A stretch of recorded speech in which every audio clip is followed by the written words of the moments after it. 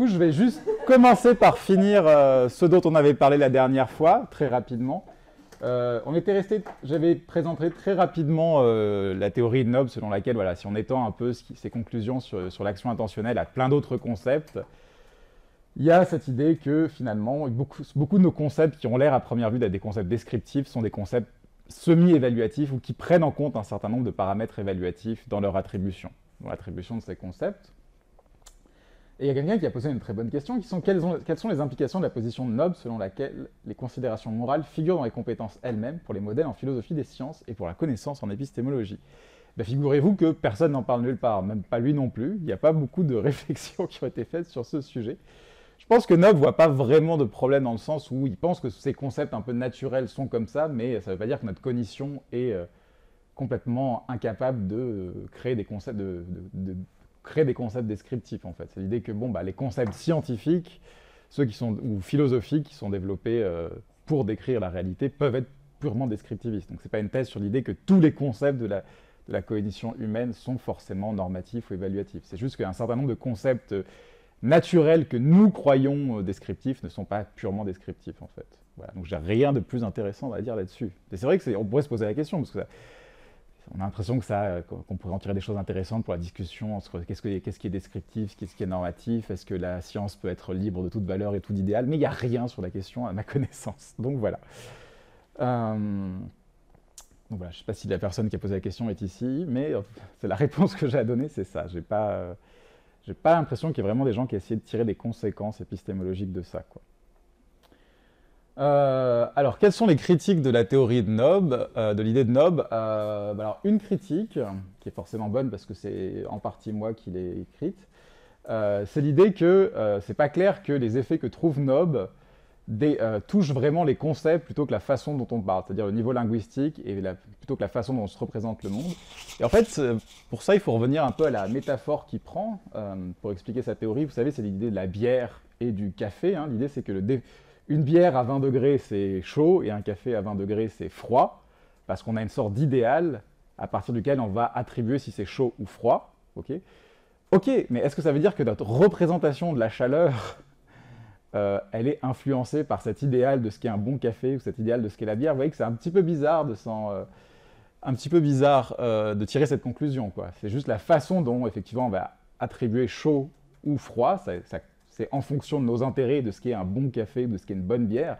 Mais ça ne veut pas dire que notre capacité à comprendre et détecter, à se représenter la température est fondamentalement dirigée vers ces idéaux et vers cette pratique, quoi. On n'a pas évolué les concepts de chaud et de froid pour savoir à quelle température faire le café ou la bière, même si c'est quand même assez utile. Du coup, on peut dire la même chose en fait des concepts moraux. Par exemple, donc une chose qu'on a fait avec un linguiste, c'est qu'on a repris un peu l'effet Noble, mais on a montré qu'on peut avoir quelque chose qui est pareil pour les quantités. Donc on a un scénario très joyeux qui est le suivant, c'est imaginer il y a une école, il y a un incendie qui se déclare dans une classe, comme ça, là, il y avait 10 élèves, et il y a 5 élèves qui meurent dans l'incendie et 5 qui sont sauvés. Donc c'est un split égal, et puis après on demande aux gens séparément, ou ensemble, ça change rien, pas grand chose en fait, mais disons séparément dans un premier temps. Est-ce que vous pensez qu'il y a beaucoup d'enfants qui sont morts? Est-ce que vous pensez qu'il y a beaucoup d'enfants qui ont été sauvés? Et 5 enfants qui sont morts, ça fait beaucoup d'enfants qui sont morts, hein, pour la plupart des gens, et 5 enfants qui ont été sauvés, ça fait pas beaucoup d'enfants qui ont été sauvés.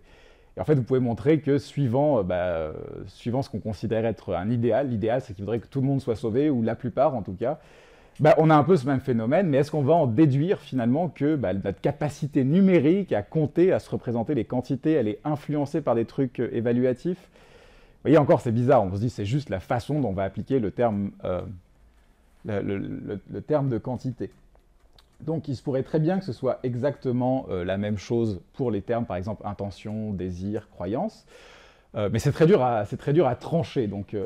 un truc qu'on a fait, qui convaincra ou pas les gens, c'est par exemple, les gens ont plus tendance à dire que le président veut blesser l'environnement, et ils ont tendance à dire qu'il ne veut pas aider l'environnement. Donc quand vous demandez une attribution de désir, vous avez cette différence, vous savez.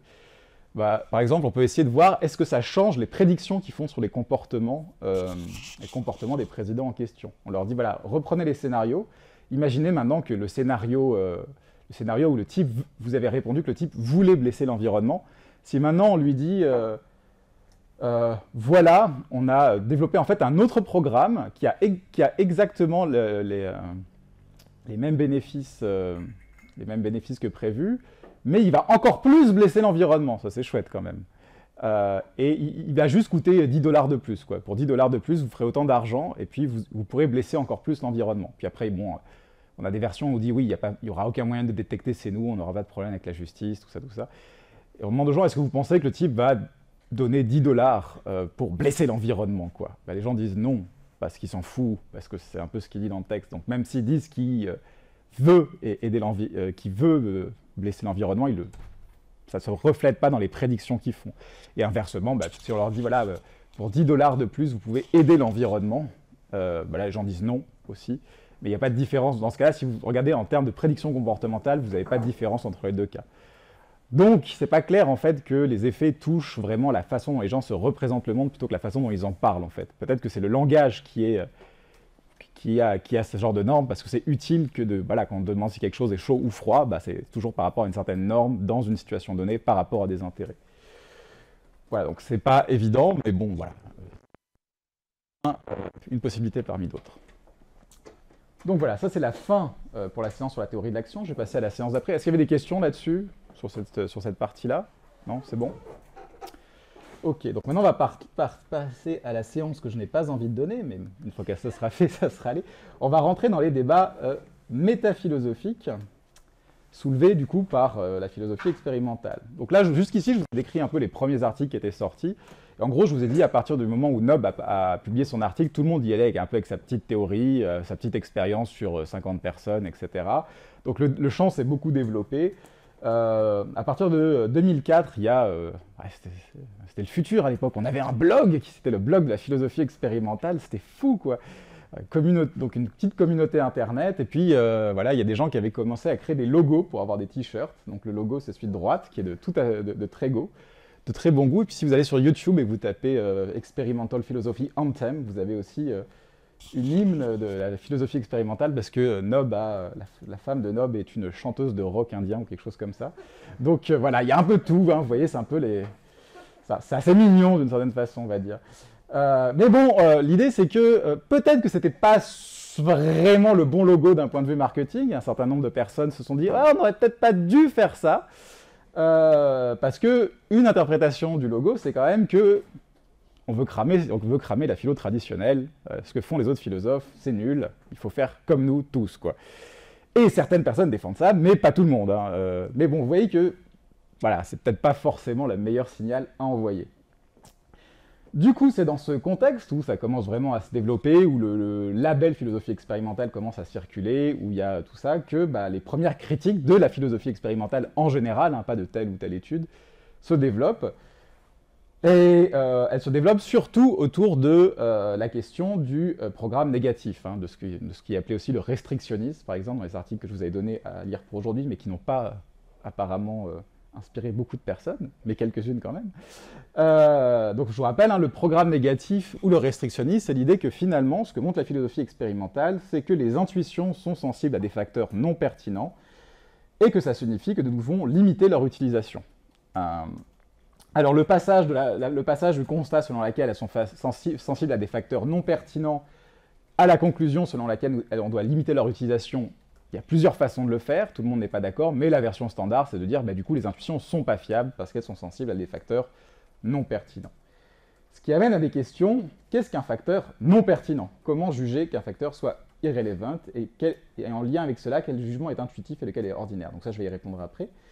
Alors, effectivement, c'est un problème. Disons que l'idée générale, c'est que, par exemple, on veut utiliser nos intuitions au sujet de la connaissance pour connaître ce qu'est la connaissance, hein, ce qui est le cas pour la philosophie de la connaissance. L'idée, c'est qu'on a quand même une vague question, on a une vague idée de ce qu'est la connaissance. Par exemple, on se dit que la connaissance, ça doit être quelque chose qui est la même chose pour tout le monde. Donc voilà, si vos intuitions, si les intuitions des gens sur la connaissance variaient selon leur âge, on se dirait que ce ne serait pas pertinent, vous voyez.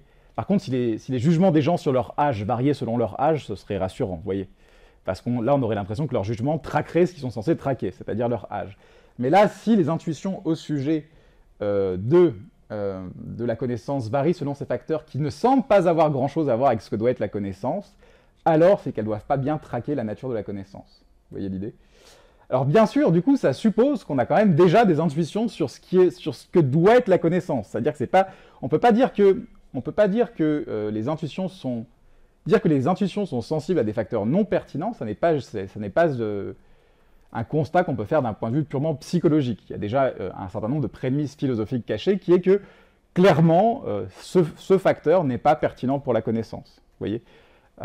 Si on prenait autre chose que des différences entre les gens qui jugent, mais par exemple des différences dans les vignettes, par exemple, si on vous disait, voilà, bah, les jugements des gens pour savoir si une personne dans un cas, par exemple, sait ou pas quelque chose, varie selon le nombre de preuves qu'a la personne en question, vous dites, ça a l'air d'être un type de chose qui pourrait être pertinent, ça ne m'inquiète pas beaucoup. Si maintenant ça variait selon la couleur du t-shirt du personnage dans la vignette, là vous vous direz, soit on est complètement à la masse sur ce qu'est la connaissance, et il y a vraiment un lien entre la couleur du t-shirt et la connaissance, soit plus raisonnablement, on doit se dire qu'il y a quelque chose qui se passe qui n'est pas pertinent. Mais effectivement, l'idée de classer un facteur comme pertinent ou pas pertinent, ça suppose déjà qu'on a une vague idée de ce qu'on cherche. Donc, donc ça suppose en fait un certain appel à des intuitions sur ce qu'est la connaissance ou pas, un certain nombre d'intuitions pré-théoriques sur ce qu'est la connaissance ou pas. Est-ce que du coup, ça répond un peu à la question de la personne qui avait posé la question, s'il y avait ici? Est-ce que vous voyez un peu l'idée? Alors, la question de savoir quel jugement est ordinaire et quel jugement est intuitif, je crois que c'est parce qu'il y a quelque chose il y a une sorte de différence vite faite qui est texte à un moment, mais je me rappelle plus exactement, je crois que c'est sur une ligne. L'idée, c'est que les jugements intuitifs peuvent être ordinaires. Hein. Enfin, l'idée, c'est que par exemple, si vous vous dites, si vous voyez quelqu'un faire une action, par exemple, ouvrir une porte que vous ne savez pas ouvrir, vous vous dites, cette personne sait comment ouvrir cette porte, quoi. Donc, vous attribuez de la connaissance. C'est un jugement ordinaire. Donc là, le débat, c'est plus savoir est-ce que les intuitions sont différentes des jugements ordinaires, mais je vais y revenir justement par la suite, parce que c'est toute une question. Alors là, il y a une autre question, c'est le restrictionnisme expérimental a-t-il raison d'avancer que les intuitions ou verdicts intuitifs révélés par la méthode des cas, lorsqu'elle est appliquée par la philosophie expérimentale, suggèrent que les intuitions sont catégoriquement non fiables, à cause de facteurs non pertinents qui influent sur les réponses des sujets culturels, héréditaires, l'ordre des cas, etc. Cette disparité des intuitions ne se retrouve-t-elle pas que dans la présentation de cas d'un certain niveau de complexité? D'ailleurs, ces sujets complexes sont l'objet de débats au sein de la philosophie depuis des siècles. Qu'en est-il des cas d'intuitions largement unanimes, au contenu plus simple, comme par exemple « Le plaisir est-il mieux que la douleur? La connaissance est-elle identique à la croyance? Est-il bien de frapper un innocent par pur plaisir ?» Faut-il nier la stabilité des intuitions en général, étant donné que certaines sont utilisées pour argumenter ou soutenir des positions philosophiques et sous-tendent une argumentation, et ne sont dès lors guère intuitives de manière générale de ce fait? Alors en fait, ça c'est une bonne question, parce que justement, une des critiques qui va être faite par exemple au programme négatif, par exemple par Timothy Williamson, je ne sais pas si vous voyez qui c'est, mais vous allez en entendre parler beaucoup dans les heures qui suivent, c'est une grande figure de la philosophie de la connaissance contemporaine. Une des critiques qu'il fait justement au programme négatif, c'est de dire, mais en fait, les intuitions qu'on a sur des cas, c'est pas des sortes de messages d'une faculté incroyable, c'est juste l'application de choses qu'on applique dans la vie de tous les jours la plupart du temps. Quand vous faites un jugement moral sur une vignette, vous utilisez les mêmes mécanismes psychologiques que quand vous faites un jugement moral dans la vie de tous les jours. Quand vous attribuez de la croyance ou de la connaissance dans une vignette, vous utilisez la théorie de l'esprit qui sont les mécanismes qu'on utilise dans la vie de tous les jours pour attribuer des états mentaux aux autres, etc. etc. Pareil, quand on fait des jugements causaux, on fait aussi des jugements causaux dans la vie de tous les jours. Et donc, une des réponses que Williamson propose au programme négatif, c'est de dire, en fait, le programme négatif, s'il dit que les intuitions au sujet de la connaissance en général, par exemple, ou au sujet de la morale en général ne sont pas fiables, il devrait nous amener en fait à une sorte de scepticisme généralisé en fait, parce qu'en fait ce sont des intuitions fondamentales pour la vie de tous les jours. Donc ça engouffrerait toutes les pratiques quotidiennes, la connaissance, la science, etc. Il n'y aurait plus rien en fait. Donc c'est un peu la critique. Alors contre cette critique, l'idée c'est de trouver une sorte de limite, c'est-à-dire que effectivement, on va essayer de motiver les gens qui défendent le programme négatif vont essayer de motiver un certain scepticisme sur les intuitions, mais pour un certain type de cas donné. Ils vont essayer de trouver la limite entre ce qui rend les intuitions de la vie de tous les jours fiables et ce qui rend les intuitions sur les cas non fiables. Hein. Donc ça, j'avais déjà un peu mentionné à la deuxième séance. Par exemple, Mashri, dans son livre, il essaie de dire, voilà, c'est un scepticisme pour les cas bizarres. Pour ça, tout le monde est d'accord là-dessus, mais en fait, il faut dire ce que ça veut dire bizarre. Et lui, ce qu'il disait, c'est que les cas philosophiques, c'est des cas qui viennent disjoindre des choses qui viennent ensemble de temps en temps dans la vie de tous les jours. C'est-à-dire que souvent, pour appliquer des concepts comme la connaissance, ben, en fait, on prend plusieurs critères en compte en même temps, qui sont des critères qui ont tendance à aller de pair dans la vie de tous les jours. Hein. Par exemple, il a une croyance vraie et elle est justifiée, etc. Et là, ils vont me dire, oui, bah, elle est vraie, elle est justifiée, mais c'est complètement par hasard qu'elle est vraie, alors qu'on voit très peu de cas comme ça dans la vie ordinaire, quoi. Bien sûr, c'est peut-être pas la bonne façon de tracer la limite, mais du coup, la réponse à l'objection qui était plus ou moins faite dans la question, c'est de dire, voilà, le scepticisme sur les intuitions, il n'amène pas forcément au scepticisme en général sur toutes les intuitions, parce qu'on essaie d'isoler un type de cas spécifique dans lesquels ce scepticisme est garanti. Mais effectivement, si on n'arrive pas à le faire, bah, une objection qu'on peut faire au programme négatif, c'est bah, les intuitions, ça marche très bien dans la vie de tous les jours. Du coup, pourquoi avoir... une autre chose qui est, qui est aussi donnée là-dedans, c'est mais quid des intuitions un peu fondamentales, plus générales, un peu plus basiques. Par exemple, le plaisir est mieux que la douleur. En fait, et ça c'est très triste dans cette façon, il y a très peu de recherches sur les intuitions au sujet des principes en philosophie expérimentale, et même tout le débat dont je vais parler aujourd'hui se concentre vraiment sur la méthode des cas en fait. Mais en fait, il y a plein de cas intéressants, où ce serait intéressant de tester ça sur des principes. Moi-même, des fois, j'ai essayé dans le cas du libre arbitre, mais souvent les principes commencent à devenir un petit peu compliqués à expliquer aux gens, quoi. Donc je pense que c'est un peu ça la limite. Les histoires, c'est plus rigolo, c'est plus facile à opérationnaliser que donner un principe abstrait. Mais ça c'est arrivé, par exemple, moi, dans le cas de la philo de l'art, de la philo de la fiction, il y a le paradoxe de la fiction qui repose sur l'idée que c'est intuitif qu'on ne peut ressentir des émotions que pour des choses qui sont réelles. Et quand on propose ce cas-là aux gens et qu'on leur demande est-ce que vous trouvez ça intuitif, les gens disent oui. Et quand on leur demande est-ce que vous pensez que c'est vrai, les gens disent non. Ça c'est rigolo. Donc ils sont capables de dire oui, c'est vrai que ça a l'air bien comme ça, mais je pense que c'est faux. Et pour exactement les raisons que vous pouvez prévoir. Hein. Je ressens des choses devant les fictions, quoi. Ce qui n'est pas très étonnant. Donc, mais il n'y a effectivement pas grand-chose là-dessus. Voilà, est-ce qu'il y a d'autres... Donc voilà, beaucoup du débat, une grande partie du débat à l'époque va être vraiment sur le programme négatif, et donc je vais parler de ça. Mais moi, il y a un autre truc qui m'intéresse et dont on ne parle pas assez, c'est que je pense que les vrais problèmes qui se posent, si tant est qu'on veut dire que la pratique de la philosophie expérimentale pose des problèmes pour la philosophie classique, on a vu, c'est pas toujours le but, hein. J'avoue que je suis assez moyennement intéressé par les cas où il y a ces sortes de variations dans les jugements. Je trouve que ce qui est beaucoup plus intéressant, c'est les cas où il y a un décalage énorme entre les intuitions des philosophes et celles des non-philosophes. C'est-à-dire que les non-philosophes, vous leur posez la question, ils ont des intuitions stables, elles sont stables cross-culturellement, elles sont assez robustes, il n'y a pas d'effet d'ordre, mais par contre, c'est pas du tout ce qui était prévu. Donc un cas qui est par exemple assez intéressant, parce qu'il a beaucoup été étudié en philosophie expérimentale, c'est celui du contextualisme dans le cas de l'attribution de connaissances. Alors je ne sais pas si vous connaissez le contextualisme, parce que c'était un peu la mode il y a une dizaine d'années, mais ça l'est beaucoup moins maintenant, entre autres peut-être pour ça. C'est l'idée que le fait de savoir si quelqu'un sait quelque chose ou pas ne dépend pas uniquement de si c'est vrai et des raisons qu'il a de le croire, mais aussi des raisons pratiques et d'à quel point c'est important d'un point de vue pratique pour lui de savoir ceci. L'exemple classique que je vais résumer vite fait, qui est donné par un philosophe qui s'appelle Jason Stanley, qui est vraiment un des défenseurs du contextualisme, c'est l'idée le cas des banques. Donc l'idée c'est que voilà, il y a Anna et sa femme Sarah qui sont sur la route et ils ont décidé de s'arrêter à la banque pour déposer des chèques. Mais ils voient que, bon, en passant devant la banque, ils voient qu'il y a beaucoup de queues, donc ils se disent « Ah, on pourrait repasser demain ». Et l'autre se dit « Oui, mais bon, enfin, si on ne les dépose pas, il va y avoir beaucoup de problèmes. » Alors, je sais exactement comment ça se passe, mais là, il y a une version où ça ne va pas poser beaucoup de problèmes. Ils auront juste leur argent un peu plus tard sur le compte. Puis un cas où s'ils n'ont pas l'argent à temps sur le compte va fermer, ils seront en banqueroute, tout ce que vous voulez, etc. Et un des deux personnages dit bah oui, moi je pense que c'est ouvert, hein, parce que le samedi, parce que il y a 2-3 mois, je suis passé, c'était ouvert un samedi, quoi. Et est-ce qu'on peut dire que du coup, cette personne, elle sait que la banque sera ouverte le lendemain, quoi, qu'elle sait qu'elle sera ouverte le samedi? Et le philosophe qui a écrit ces cas dit bah, on a beaucoup plus envie de dire que oui, c'est bon, elle le sait, dans le cas où les enjeux sont bas, que dans le cas où les enjeux sont élevés, quoi. Ce qui suggérait qu'en fait, le fait de savoir si quelqu'un sait quelque chose ou pas, ça dépend aussi des enjeux pratiques en cours. Bon, alors ça c'est un truc qui a été testé dans tous les sens, et bon, clairement ça marche pas, les gens s'en foutent plus ou moins, quoi. Il y a des petites différences dans certaines études, mais en général les gens disent oui dans les deux cas, quoi.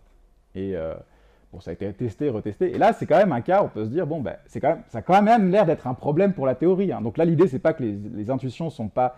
C'est pas l'idée qu'on a montré que les intuitions sont sensibles à des facteurs non pertinents, c'est plutôt qu'en fait elles donnent des verdicts très différents chez les philosophes et chez les non-philosophes, quoi.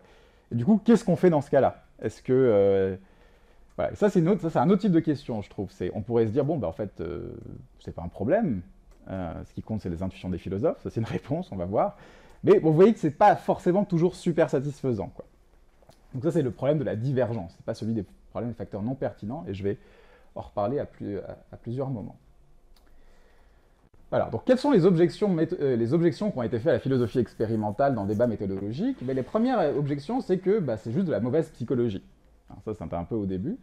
Là, par exemple, vous avez un article assez sympa de Williamson, justement, dans le New Yorker, je crois, ou New York Times, je ne sais plus, où il parle de ces... attends, il faut que je trouve, elle est belle. C'est Philosophy Hating Philosopher who would like to replace the traditional methodology of philosophy. Alors, voilà, on a des philosophes qui n'aiment pas la philosophie. Et il y a l'idée que, bah, ils font de la, en gros, ce qu'ils disent, c'est que bon, ils font un peu de la psychologie amateur sans trop savoir ce qu'ils font parce qu'ils ne sont pas formés pour faire ça. Et du coup, en fait, ils font du mal à la fois à la philosophie et à la psychologie. Tout ça n'est pas bien glorieux. Parce que c'est mal fait, parce que c'est mauvais. Et bon, après, on trouve aussi des critiques un peu plus formelles, on va dire, de la part, par exemple, de psychologues qui disent, voilà, il faudrait faire ça un peu mieux, il y a des trucs qui ne vont pas dans le champ de la philosophie expérimentale, etc., etc. Alors, à quel point cette critique est vraie? Temporelle vous prenez, effectivement, si vous prenez les premières expériences, moi, je me rappelle, j'ai retrouvé une étude comme ça où il y avait 8 participants. Hein, oui, c'est un peu bizarre, c'est comme ça. Puis bon, oui, tout n'était pas forcément très bien, et puis il y a vraiment eu des gros fiascos méthodologiques. Il y en a un dont je vais parler parce que c'est important si vous tombez sur cette littérature. Un peu au début des années 2010, il y a eu cette idée qu'il y a eu un papier qui rapportait plein de résultats qui suggérait que les intuitions des philosophes et des non-philosophes sur des cas fondamentaux, des expériences de pensée célèbres, variaient énormément en fonction du genre, masculin, féminin, des personnes, et surtout, du coup, les femmes avaient tendance à avoir des intuitions moins en ligne avec la littérature. Ce qui amène à des grandes spéculations sur pourquoi est-ce qu'il n'y a pas cette fille en philosophie. C'est pas parce qu'on est tous misogynes et machistes, non, c'est juste parce que voilà, elles n'ont pas les mêmes intuitions que les hommes, du coup elles se sentent un peu exclues, parce que du coup la plupart des profs sont déjà des hommes, donc du coup on leur dit voilà, c'est évident, c'est comme ça. Elles se disent bah je trouve pas que c'est évident, et du coup elles se sentent rejetées, et puis voilà, c'est une explication qui a été discutée pour le manque de femmes en philosophie. Hein, donc si vous voulez jeter un coup d'œil à ça. Alors pourquoi est-ce que c'était un fiasco? Parce que ce grand papier qui a été cité de nombreuses fois, comment est-ce qu'il a été fait? Eh bien, les auteurs ont fait la chose suivante. Ils ont contacté un peu tous les philosophes et psychologues qui travaillaient sur des expériences en pensée philosophique, et ils leur ont dit tiens, tu veux pas re-regarder dans tes données ce que tu as déjà fait, si tu trouves une différence entre hommes et femmes, puis si tu t'en trouves une, tu me les envoies. Et ils ont repris dès que quelqu'un leur donnait dit ah ben moi j'ai trouvé quelque chose, ils le compilaient dans le papier et ça faisait ce papier. Alors quel est le problème avec ça? Je ne sais pas à quel point ça vous frappe ou pas selon votre connaissance un peu des méthodes statistiques, mais l'idée c'est que chaque fois que vous faites un test pour savoir s'il y a une différence significative, par exemple entre hommes et femmes dans votre échantillon, votre test vous retourne l'idée que vous avez une certaine probabilité d'obtenir ces résultats juste sur la base du hasard en fait. Vous calculez la chance d'obtenir au moins une différence au moins aussi grande sur la base du hasard. Et le seuil qui est utilisé en sciences sociales, c'est 0,5. C'est-à-dire qu'en gros, si votre test vous dit qu'il y avait moins de 5% de chance d'obtenir ces résultats sur la seule base du hasard, eh ben on va dire que c'est un résultat significatif. Le problème, c'est que plus vous faites ça, plus vous allez détecter des choses qui ne sont juste dues à du bruit, parce que vous avez un seuil de 5%. Vous voyez? Donc maintenant, imaginez qu'il y a déjà plusieurs centaines d'expériences qui ont été faites, qui dorment dans des tiroirs, puis vous dites aux gens, allez, regarde ce que tu trouves, et maintenant, envoie-moi si c'est significatif. Alors les gens ont trouvé des trucs, mais c'était probablement juste du bruit, en fait. comme le montrent les études d'après qui ne répliquent aucun de ces résultats. Donc finalement, les hommes, les femmes, hein, Mars, Vénus, tout ça, ça marche pas trop bien. Apparemment, il n'y a pas trop de différence entre hommes et femmes sur les intuitions, et c'est peut-être pas pour ça qu'il n'y a pas assez de femmes en philo, du coup. Il y a peut-être d'autres raisons mystérieuses. Mais en tout cas, c'est pas le fait qu'elles aient des intuitions fondamentalement différentes de celles des hommes. Donc effectivement, il y a des moments où c'est un peu merdé, hein, on va pas se cacher. Mais bon, dans l'ensemble, c'est quand même une critique qui maintenant est assez injuste, dans le sens où beaucoup de papiers de philo-XP sont publiés dans des revues de psycho. Alors peut-être que les psychologues sont aussi très mauvais en psychologie, c'est quelque chose sur lequel on peut discuter. Je te vois, toi. Et en général, l'idée c'est que si on est mauvais, on est au moins aussi mauvais qu'un psychologue lambda. C'est déjà super rassurant, quoi. Donc je vais pas insister énormément là-dessus. Il y a tout un tas de papiers qui ont été faits où, finalement, les philosophes expérimentaux, qu'est-ce qu'ils ont fait? Ils ont testé si leurs propres des disciplines étaient fiables. Enfin, je veux dire, on se refait pas, hein. Donc ça, par exemple, c'est un truc dont je suis... Alors, c'était pas à mon idée, hein. Le type qui a eu l'idée de faire ça, c'était le mec qui est deuxième auteur. C'est juste qu'il a laissé l'exécution à moi. Il m'a laissé être premier auteur, c'était gentil. Donc ça, par exemple, c'est un cas où on a essayé de voir à quel point les résultats de la philosophie expérimentale répliquaient bien ou pas. Parce que jusqu'ici, je pense que je ne vous ai pas donné une super idée du truc, plutôt une idée un peu pessimiste. Mais du coup, ce qu'on a fait là, c'est qu'on a pris 40 articles, on a tiré 20 au hasard pour avoir un truc représentatif, puis on a pris les 20 plus cités pour les années, pour avoir un truc qui est représentatif des papiers les plus cités. Puis on a refait les manips. D'ailleurs, il y avait le papier avec 8 participants dans le lot, qui a magnifiquement répliqué. Comme quoi, ouais, très très bien. 8 participants, c'était largement assez. Et dans l'ensemble, selon les méthodes utilisées pour estimer à quel point ça réplique, on est entre 70 et 80% de réplication. Un pourcentage qui s'explique en partie par le fait que je pense que 1/5 des études, c'est des variations sur l'effet Nob, et comme je vous ai dit, ça réplique dans toutes les conditions. On a tiré les trucs au hasard, hein. C'est pas ma faute, c'est une énorme partie de la littérature, c'est l'effet Nob. Et il y a des trucs qui répliquent moins bien que d'autres, et souvent ce qui réplique moins bien que d'autres, c'est tout ce qui cherche à manipuler les jugements par des effets d'ordre, ou en cherchant dans des pays différents, etc. Mais par contre, tout ce qui est genre cette vignette versus cette vignette, vous contrastez plutôt les réponses à des vignettes, en général c'est c'est assez robuste, quoi. C'est plus quand vous cherchez justement des facteurs non pertinents que là, ça marche un peu moins bien. Il y a d'autres papiers, il y a celui-là qui calcule combien d'erreurs de stats on trouve dans les papiers en philosophie expérimentale. Et on en trouve beaucoup moins que dans les papiers en psycho. Alors en même temps, c'est parce qu'on ne fait pas des stats non plus trop difficiles. Mais du coup, il y a moins d'erreurs. Voilà. Et puis bon, ça, il y a aussi des méthodes pour vérifier à quel point est-ce qu'on planque les résultats non significatifs dans les placards, etc. Et puis là, ça a l'air d'aller. Il n'y a pas trop de faux positifs, etc. Bon, en gros, voilà. Je pense que si votre ligne de défense contre la philo-XP, c'est mal fait, ça marche plus trop bien, quoi. C'est juste ça. Je vais pas passer 50 ans là-dessus à auto-glorifier le champ. Mais bon, il y a quand même des gens qui restent très sceptiques, hein, qui pensent que malgré tout ça, ça vaut pas grand-chose. Par exemple, donc ça, c'est un volume que j'ai édité qui est sur la philosophie expérimentale de l'esthétique et de l'art, dont on parlera dans 3 semaines plutôt. Et par exemple, un des grands critiques de ça, c'est Nick Zangwill, qui est un philosophe, parce que lui, il pense que tout ce qui utilise des questionnaires n'a aucune validité scientifique. Donc il explique pourquoi toute la philo expérimentale ne vaut rien, parce qu'elle repose vraiment sur des questionnaires. Et puis c'est un chapitre vraiment sympa où il finit par cette conclusion. Much X5 questionnaire research by philosopher is at a similar level of scientific credibility to the questionnaire research aimed at vindicating homéopathie. Voilà. Donc, tout en finesse et en subtilité et en confraternité. Et j'ai accepté le papier. Voilà. Donc voilà, ça c'est les... On va supposer l'idée que c'est pas si pourri que ça et que les résultats sont fiables. Une fois qu'on suppose que la plupart des résultats peuvent être pris au sérieux, quelles sont les critiques qui peuvent être faites de la philosophie expérimentale? Alors, un type de critique qu'on retrouve assez vite, c'est l'idée que finalement, les philosophes expérimentaux ne testent pas le bon type d'intuition en fait. C'est l'idée que les intuitions qui sont pertinentes pour la réflexion philosophique, c'est les intuitions qui sont faites dans le bon contexte épistémique, avec une bonne compréhension du matériel, avec assez de réflexion, en prenant le temps de réfléchir, et pas les trucs faits à la va-vite, comme ça, là, au pif, vite fait, quoi. Par exemple, c'est ce qu'on trouve sous la plume de Williamson. Donc Williamson, il a quand même écrit ce livre qui s'appelle La philosophie de la philosophie, je trouve ça très joli. Donc c'est un peu... une grande figure de la métaphilosophie. Dans ce livre, déjà, qui date de 2007, il discute un peu de la philosophie expérimentale. Et voilà ce qu'il dit par exemple, parce qu'à l'époque vraiment le truc sur lequel les gens se focalisent, c'est l'expérience qui montre des variations culturelles, ce qui est rigolo quand on sait ce que c'est devenu après, mais bon, continuons. Much of the evidence for cross-cultural variation in judgments and thought experiments concerns verdicts by people without philosophical training, yet philosophy students have to learn how to apply general concepts to specific examples with careful attention to relevant subtleties, just as law students have to learn how to analyze hypothetical cases. Levels of disagreements over thought experiments seem to be significantly lower among fully trained philosophers than among novices. That is another manifestation of the influence of past experience on epistemological judgments about thought experiments. Donc l'idée c'est que, bon, c'est bien de trouver des variations ou l'effet de facteurs non pertinents chez les intuitions des gens pas entraînés, mais ce qui compte c'est des intuitions des gens entraînés ou les intuitions qui sont faites dans un bon contexte épistémique.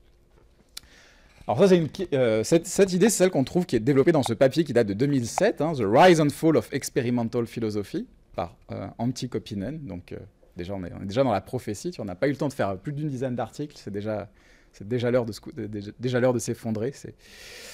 Voilà, et dans ça, il dit, voilà, en fait, la plupart des gens disent, voilà, la forme canonique de l'appel aux intuitions en philosophie, c'est la chose suivante. Dans un cas S, nous ne dirions pas que telle chose est de telle façon. Et il dit, la façon dont, par exemple, les philosophes expérimentaux comprennent cette phrase, c'est de la façon suivante. C'est, dans le cas S, nous dirions ou ne dirions pas que X est de telle façon, et nous faisons la prédiction que la plupart des non-spécialistes ne diraient pas que X est de telle façon dans ce cas-là. Hein, en gros, disent, voilà... c'est vrai que l'appel aux intuitions, c'est de dire dans ce cas-là, nous dirions que ça, et la façon dont les philosophes expérimentaux le traduisent, c'est dans ce cas-là, la plupart des non-spécialistes diraient que telle chose. Et dit, moi je pense que c'est pas la bonne traduction. La bonne traduction, c'est ça, c'est dans le cas S, nous dirions que X est de telle façon. C'est une hypothèse au sujet des utilisateurs compétents des concepts en question, qui ont considéré le cas dans des circonstances assez idéales, et de telle sorte que leur réponse soit influencée seulement par des considérations sémantiques ou conceptuelles et pas par des facteurs non pertinents, quoi. Donc c'est vrai, c'est une prédiction sur des jugements que feraient les gens sur les cas dans un certain nombre de conditions assez idéales, en fait. Et sa critique, c'est que ça, on ne peut pas vraiment le tester avec le genre d'expérience qu'on fait, parce que, bon, mais on n'a pas de raison de penser que les gens sont dans ces circonstances-là, quoi. Et en fait, la seule façon de tester ça, c'est de discuter avec d'autres philosophes. Hein. C'est grosso modo ce qu'il dit, quoi. Parce que c'est un peu ces gens-là qui sont dans les conditions épistémiques idéales, quoi. Voilà, donc cette objection, c'est celle qu'on appelle l'objection de la réflectivité. C'est l'idée que les philosophes expérimentaux ne testent pas le bon type d'intuition. Ce qui compte, ce ne sont pas les intuitions irréfléchies, formulées à la va-vite, vite fait comme ça, mais des choses sur lesquelles les gens ont beaucoup réfléchi et qu'ils ont formées dans de bonnes conditions épistémiques. Et donc, si on l'applique aux deux challenges, par exemple, que j'ai dit, voilà, l'idée, c'est que, par exemple, peut-être que les facteurs non pertinents n'auront plus d'effet si les gens réfléchissent vraiment, quoi. Et peut-être qu'il y a une divergence maintenant entre les philosophes et les non-philosophes, parce que les gens n'ont pas formé les intuitions dans le bon contexte, mais bon, s'il est formé dans le bon contexte, la divergence disparaîtrait ou rétrécirait, quoi. On arriverait à une sorte d'accord. Alors, il y a très peu de littérature sur le sujet, principalement parce que c'est assez dur de définir ce que c'est le bon niveau de réflexion, quoi. Par exemple, il y a des gens qui ont essayé de faire des expériences dans lesquelles ils obligent les gens à réfléchir pour voir si ça change leur réponse. Alors comment vous obligez les gens à réfléchir? Ils ont essayé plusieurs trucs. Alors il y a le contrôle, c'est on leur donne le scénario tout court. Délai, c'est qu'on vous êtes obligé d'attendre un certain temps avant d'avoir le temps de répondre. Hein, donc là, par exemple, il y a 60 secondes d'attente avant de pouvoir donner sa réponse. Donc vous devez rester et réfléchir. Incentive, c'est on vous dit qu'on va vous payer si vous faites bien la tâche, quoi. Donc vous êtes en mode, il faut que je réussisse. Et reasons, c'est l'idée qu'en fait, on vous dit, et après, il va falloir justifier votre réponse. Il va falloir nous expliquer pourquoi il faut faire ça. Et priming, c'est ce truc qui marche pas, dont on a parlé l'autre fois, où vous savez, on donne des problèmes de raisonnement un peu contre-intuitif aux gens avant de répondre au scénario, pour les mettre dans un mode un peu contre-intuitif, réflexion et tout. Et puis en fait, tout ça ne fait pas beaucoup de différence au verdict des gens. Mais bon, c'est pas une expérience qui teste si par exemple les facteurs non pertinents ont moins d'effet. Et bon, de toute façon, quand vous montrez ça aux gens, les gens disent oui, mais c'est pas ça qu'on entend par réflexion, c'est pas réfléchir un peu plus une seconde, c'est vraiment avoir un peu plus l'entraînement, les capacités pour appliquer bien les concepts, etc. Bon, cela dit, donc voilà, c'est soit donc l'idée c'est que en général cette objection-là, elle va verser dans ce qu'on appelle l'objection de l'expertise, c'est que finalement on vous dit voilà les bonnes intuitions, c'est celles qui sont faites sur la base de la réflexion, mais la réflexion, ça veut dire quand vous avez été entraîné en philosophie, quoi. Si vous essayez pas de basculer là-dedans, que vous essayez une définition de réflexion qui est un peu raisonnable, qui est pas j'ai fait 50 ans de philosophie.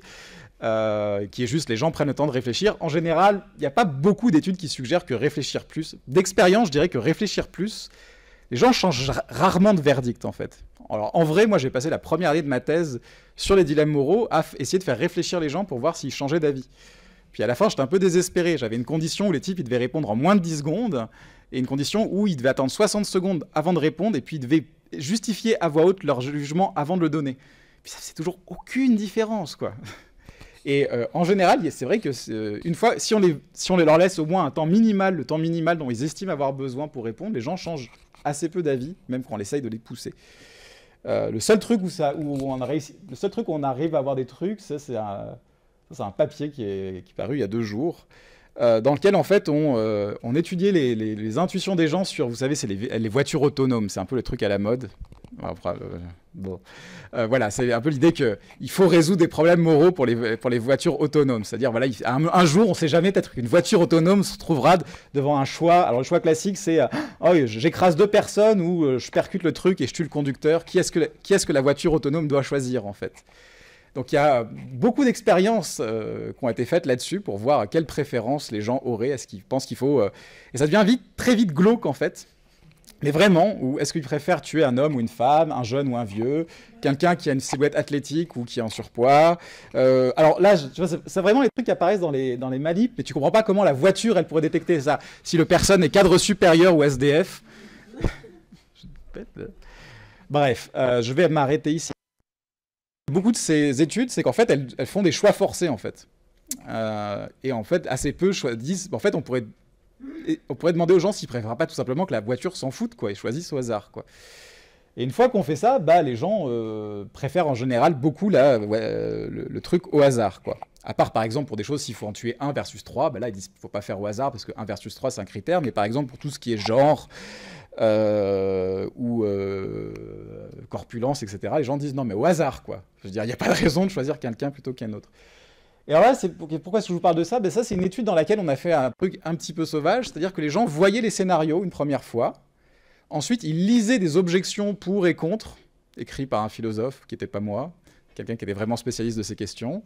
Après, ils revoyaient les scénarios une deuxième fois, et après, ils devaient participer à une discussion avec 8 autres participants, où ils échangeaient ensemble des arguments, et enfin, ils revenaient sur les scénarios pour redonner leur réponse. Alors là, on a des différences, mais elles sont vraiment minimes, quoi. C'est-à-dire, en général, bah, une fois qu'ils ont fait tout ça, les gens choisissent encore plus l'option au hasard. C'est-à-dire... Mais voilà, les changements sont pas fous, hein. Par exemple, est-ce qu'il faut tuer un homme ou une femme? Les gens, c'était à 75% au hasard au début. Ils sont à 85% à la fin, après avoir passé une demi-heure sur le truc. Il n'y a pas vraiment de cas dans lesquels ça fait vraiment des changements colossaux, quoi. C'est pas comme si il y avait une intuition rapide, puis si vous demandez aux gens de vraiment réfléchir, d'un coup, ils changent énormément. En fait, probablement, du coup, ils choisissent le truc au hasard parce qu'ils ne savent plus trop quoi. Ils savent plus trop quoi penser. Ou alors peut-être aussi parce que du coup, les autres les ont sensibilisés plus à des sujets comme ça. Mais donc, l'idée selon laquelle, quand les gens réfléchissent, ça pourrait beaucoup changer leur réponse, c'est pas évident. En tout cas, dans ce qui est mesurable dans le cas d'une expérience. C'est difficile de faire plus long que ça, parce que ça, c'est déjà assez long. Du coup, ça amène à une autre objection, qui est du coup l'objection de l'expertise, en fait, qui est un peu le truc que vous avez dû croiser dans le papier que je vous ai donné à lire, parce que c'était un peu le truc à discuter à une époque, parce que c'était un peu l'objection de Williamson. Puis voilà, Williamson, c'est Williamson, donc forcément, il dit un truc, il écrit un paragraphe dans son livre, ça devient une objection, et il faut que tout le monde en parle. Alors qu'est-ce que c'est l'objection de l'expertise? C'est l'idée que les philosophes expérimentaux ne testent pas le bon type d'intuition, parce que ce qui compte, ce sont les intuitions des experts, c'est-à-dire des philosophes qui savent correctement appliquer les concepts en question. Après, il y a des questions qui se posent pour savoir pourquoi c'est les philosophes qui sont les experts. Par exemple, on pourrait se dire, finalement, pour la connaissance, les philosophes, ils n'en voient pas trop, quoi. Il faudrait peut-être demander les intuitions d'un scientifique. Ou peut-être que pour les concepts éthiques, il faudrait demander à quelqu'un qui est vraiment vertueux. Est-ce que vraiment les philosophes sont plus vertueux que la moyenne? Alors, il y a des expériences là-dessus. La réponse est... ça dépend. En fait, il y a eu vraiment des expériences pour savoir si les gens qui font de la philosophie morale se comportent plus moralement que les autres. Et la réponse est non.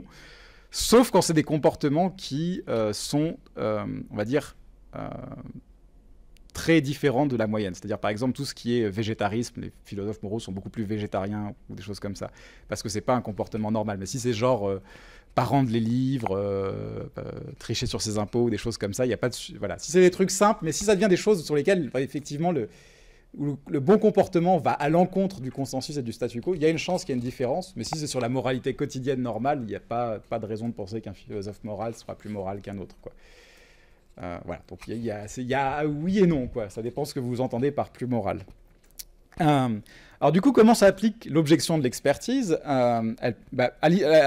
appliquée à l'idée des facteurs non pertinents, il y a l'idée que finalement, bon, c'est bien de trouver l'influence de facteurs non pertinents chez les non-philosophes, mais chez les philosophes, ça sera quand même pas pareil, quoi, parce que bon, eux, ils sont pas biaisés comme ça.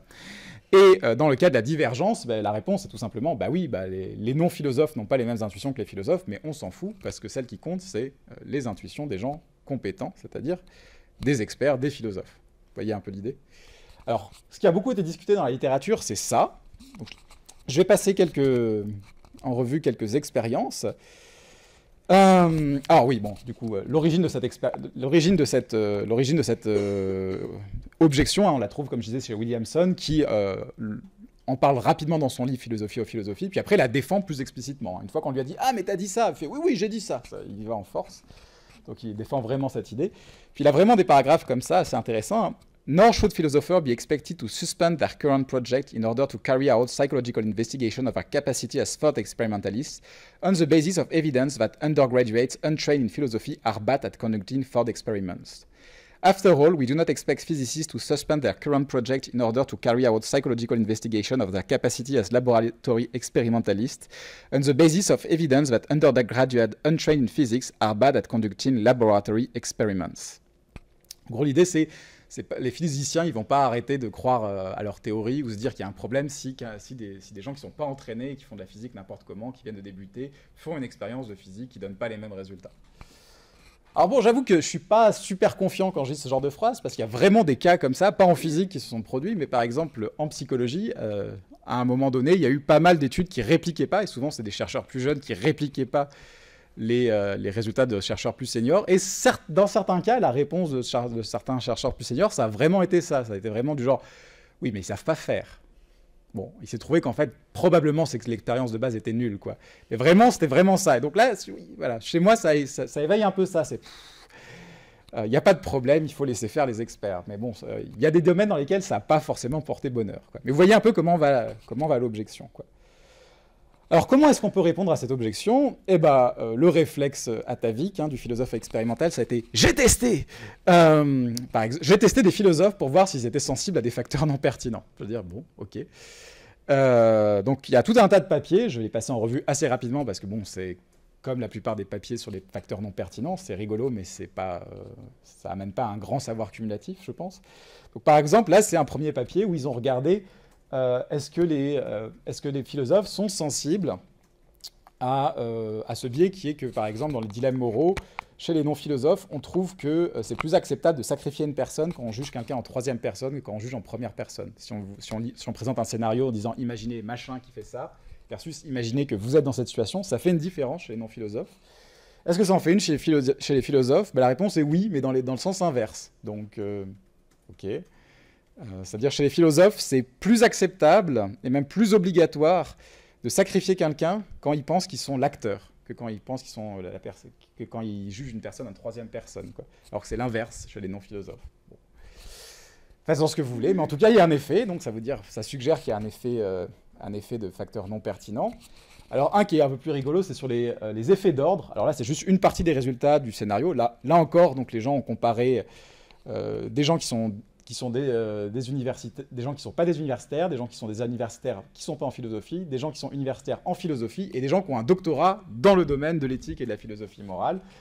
Et ils ont regardé, par exemple, alors pour celui-là, est-ce que, par exemple, votre réponse, pour les cas du trolley, est sensible aux effets d'ordre? Par exemple, un truc classique qu'on trouve chez les non-philosophes, c'est la chose suivante, c'est si je vous ai donné d'abord le cas où il faut pousser la personne, vous avez moins tendance à trouver acceptable de détourner le train. Parce qu'il y a une sorte de cohérence qui se pose. Tandis que si je vous propose le cas détourné en premier, comme vous n'avez pas vu le cas poussé, vous dites, bon, une personne pour le plus grand bien, ça va, quoi. Mais tandis que si vous avez vu le cas où on pousse la personne sous le train, vous vous dites, bon, bah, c'est pas forcément parce qu'on sacrifie une personne pour en sauver 5, c'est bien, quoi. Vous voyez un peu. Bon, l'idée, c'est qu'en fait, on trouve à peu près le même effet d'ordre chez les gens qui sont philosophes ou qui ont un doctorat en éthique, etc. Et chose qui est un peu plus intéressante, qui fait que je trouve que l'étude est assez intéressante, c'est que à la fin, après ça, par exemple, il leur disait, voilà, une explication qu'on donne souvent à la différence entre le cas poussé et le cas détourné, c'est la doctrine du double effet. Alors on explique la doctrine du double effet, à quel point vous pensez que la doctrine du double effet est vraie, quoi. Et en fait, quand les gens disaient à quel point ils étaient d'accord, c'était influencé par l'ordre dans lequel ils venaient de voir les scénarios juste avant, en fait. Donc, même dans l'acceptation de principes un peu plus abstraits à partir des scénarios, il y avait un effet. Bon, après, c'est un peu bizarre de se dire qu'il y avait des gens qui avaient un doctorat en éthique qui n'avaient pas de connaissance de la doctrine du double effet, mais en même temps, on ne peut pas tout savoir, donc ça dépend, je pense que ça dépend vraiment des trucs qu'on a vus, quoi. Après, si on n'a pas vu les trollés, c'est pas forcément très grave, quoi.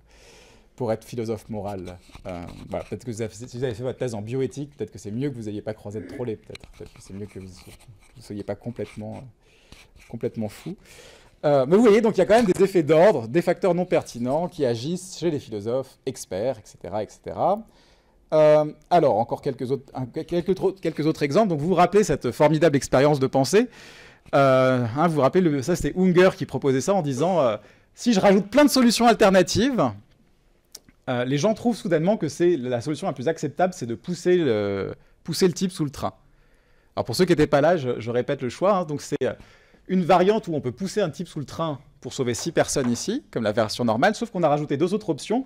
On peut aussi détourner le train pour qu'il écrase 3 personnes au lieu des 6, et on peut aussi envoyer un train en collision avec celui-là dans lequel il y a 2 personnes.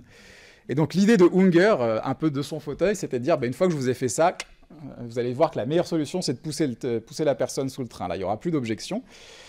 Alors ça marche, hein, les gens trouvent ça un peu plus acceptable de pousser la personne sous le train quand on leur propose plus d'options. Alors ils ne sont pas tous d'accord, mais ils sont déjà plus d'accord.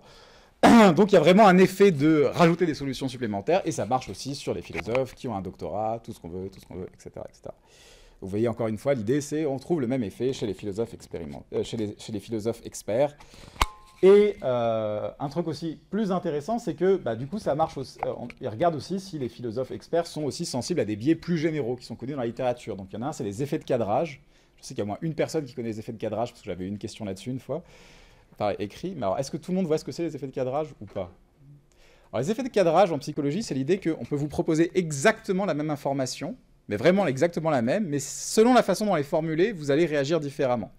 Donc le cas le plus classique, c'est ce qu'on appelle le cas de la grippe asiatique, parce que c'est inventé par Kahneman et Tversky, deux économistes, où en gros, ils proposaient le cas suivant. Imaginez, alors à l'époque c'était imaginaire, maintenant ça sonne plus tout à fait pareil, mais imaginez qu'on prévoit une épidémie de grippe asiatique qui va toucher votre population, et vous pouvez vous préparer à l'avance. Je pense que ça c'est la partie irréaliste du scénario, mais supposons qu'on se prépare à l'avance. Supposez que vous pouvez préparer à l'avance, mais vous avez le choix entre 2 plans. Le plan A vous permettra de sauver 200 personnes, à coup sûr, et le plan B vous donne 1/3 de chance de sauver 600 personnes de la maladie.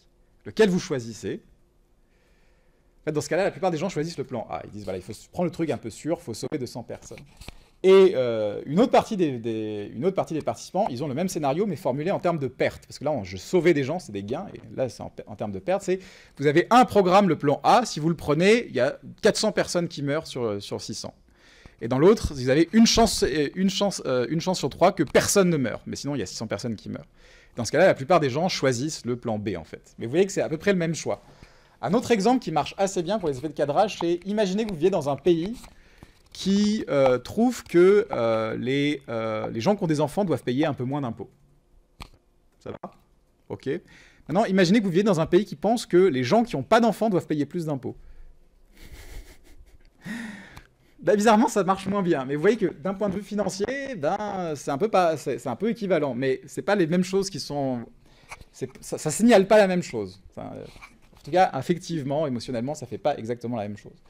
Donc en gros, c'est juste un papier qui montre que les philosophes moraux, politiques, ceux qui travaillent sur la délibération, ne sont pas moins sensibles à ces effets-là que les non-philosophes, etc., etc. On va arrêter ici.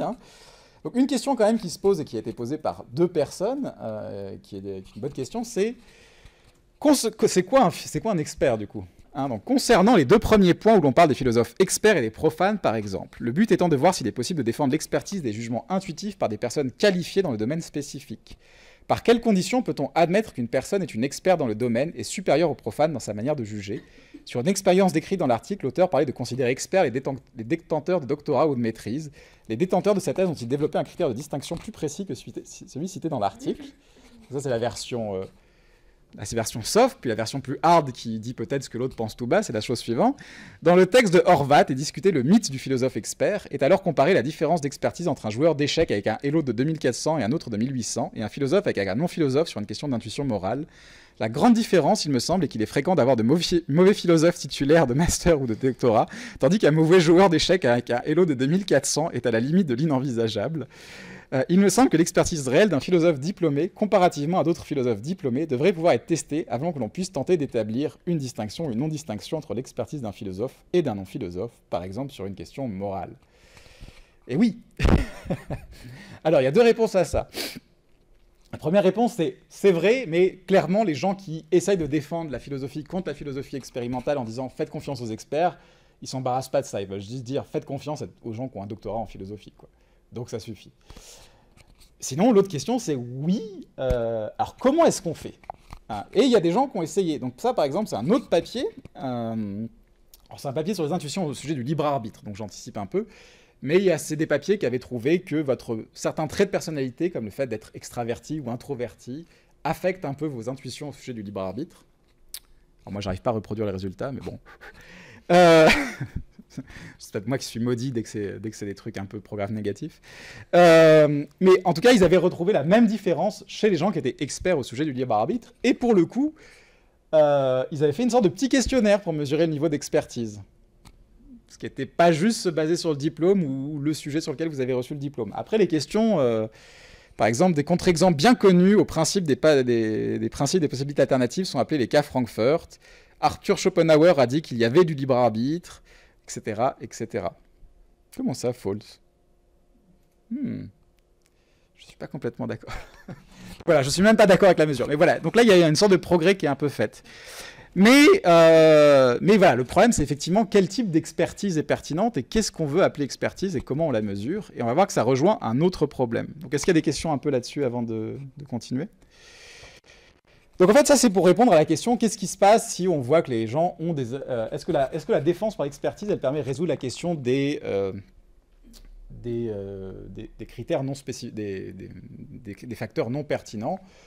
Les gens qui font ces expériences disent non, mais vous voyez bien que les philosophes sont quand même sensibles aux facteurs non pertinents. Après, on pourrait dire bon, mais c'est pas grave parce qu'en fait, c'est les philosophes individuellement. Peut-être qu'en tant que communauté de recherche, ça a quand même tendance à annuler ce genre de facteurs, quoi. Donc c'est pas forcément le truc le plus convaincant. Moi, ce qui m'intéresse, c'est un peu, est-ce que la réponse de l'expertise, elle peut répondre à la problème de la divergence? Parce que la divergence, c'est l'idée que c'est pas les facteurs non pertinents, c'est que les non-philosophes ont vraiment des intuitions très différentes sur certains cas, on verra certains cas plus tard, des philosophes, quoi. Et est-ce qu'on peut juste dire, oui, mais bon, on s'en fout, ce qui compte, c'est les intuitions des philosophes, quoi. Ce qui est sous-entendu dans cette réponse, c'est que les intuitions des philosophes, ils traquent plus la vérité au sujet de ce qu'on cherche que les intuitions des non-philosophes. Par exemple, si ce qui vous intéresse la connaissance, c'est l'idée que les intuitions des philosophes des connaissances traquent plus la nature de la connaissance que les intuitions des non-philosophes. Et là, le problème, c'est qu'on ne peut pas évaluer ça empiriquement.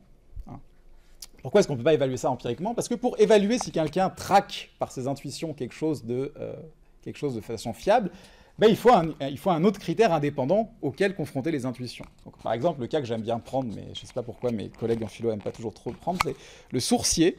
Le sourcier, il a des intuitions sur où se trouve une source d'eau, mais en fait, on peut tester à quel point les intuitions des sourciers sont fiables. En fait, ça a déjà été fait, il y a même plusieurs études. Ce qu'on fait, c'est un endroit où on a enterré à plusieurs différents endroits des grosses masses d'eau, et puis on leur dit, vas-y, dis-moi où sont...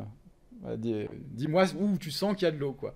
Après, on note où est-ce qu'ils pensent qu'il y a de l'eau, et puis après, on vérifie en comparant avec la réalité s'ils sont au-dessus du hasard ou pas. Donc, en général, et donc, on se dit, voilà, les intuitions des sourciers n'ont pas l'air super fiables, vous voyez. Le problème, c'est qu'on ne peut pas faire ça en philosophie, parce que, par exemple, imaginez que vous avez des intuitions sur ce qu'est le bien ou le mal, sur si quelque chose est bien ou mal.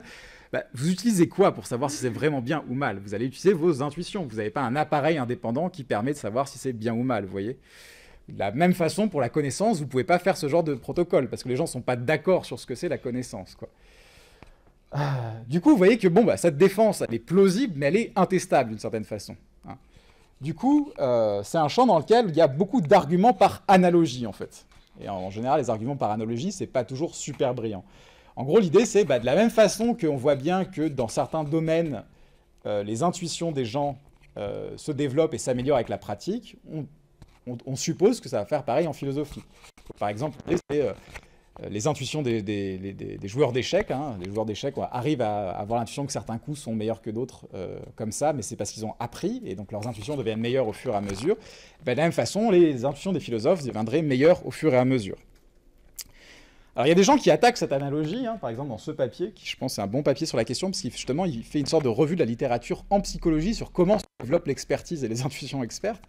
Et il dit, voilà, en fait, ce que toute la psychologie de l'expertise, car c'est vraiment un champ, puis un champ vraiment énorme, hein, la psychologie de l'expertise, en même temps, il y a un peu la psychologie de tout, mais vraiment, la psychologie de l'expertise, c'est un truc sur lequel il y a eu beaucoup de recherches. C'est l'idée que, bah, en fait, il suffit pas de faire quelque chose pour devenir expert. En fait, on peut faire quelque chose, et si on le fait mal, on ne deviendra pas expert, en fait.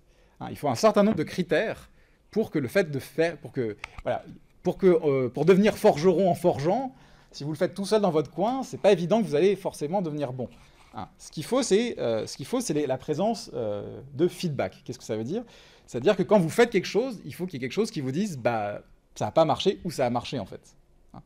C'est-à-dire par exemple, si vous essayez, quand vous apprenez à faire des lacets, vous tentez d'une façon, bah, puis ça n'a pas marché, vous allez tenter d'une autre façon. Hein. C'est parce que vous voyez c'est parce que vous voyez ce que ça a donné, c'est parce qu'il y a quelque chose qui vous dit c'est bien ou c'est pas bien que vous pouvez vous améliorer. Hein. C'est par correction que vos intuitions, votre savoir-faire, vos habitudes vont se développer. Et certaines personnes argumentent ainsi que bah, dans le cas de la philo, justement, on n'a pas de feedback dans ce sens-là. C'est-à-dire que, imaginons que j'ai cette intuition que ça, c'est de la connaissance. Imaginons que j'ai complètement tort. Qu'est-ce que j'ai comme feedback qui va venir me corriger? Alors, les philosophes peuvent répondre, bah, il y a le feedback de tes collègues. Ils vont te dire, bah non, tu vois, ça, c'est pas de la connaissance, parce que là, tu vois, il y a tel... Et là, les gens disent, oui, mais enfin, ça suppose qu'il y a une sorte d'un peu de régression un peu à l'infini, quand même. Donc ça veut dire que si les premiers philosophes qui ont pensé sur la connaissance sont partis sur de mauvaises bases et qu'ils corrigent ensuite, ils corrigent et modèlent ensuite les intuitions de ceux qui viennent après, ça se trouve, on peut être complètement déconnecté de ce qui est la connaissance. Donc, l'argument par analogie ne suffit pas à établir le fait que les intuitions des philosophes sont meilleures que les intuitions des autres. Quelque chose qui va avec cet argument, c'est que, bah, en fait, quand on regarde ce que apprennent les gens en philo, c'est pas rien, c'est pas ça l'idée, c'est qu'on les apprend pas à devenir des meilleurs en intuition. On leur apprend à décortiquer des arguments, à analyser des textes, à détecter des erreurs de raisonnement. Il y a plein de choses l'idée, c'est qu'il y a plein de choses pour lesquelles les philosophes deviennent meilleurs, mais il n'y a pas l'air d'avoir un entraînement intuitif, par contre. Vous voyez un peu l'idée. Vous n'avez pas un module ici, améliorer vos intuitions avec le professeur machin. Non, mais voilà, vous avez...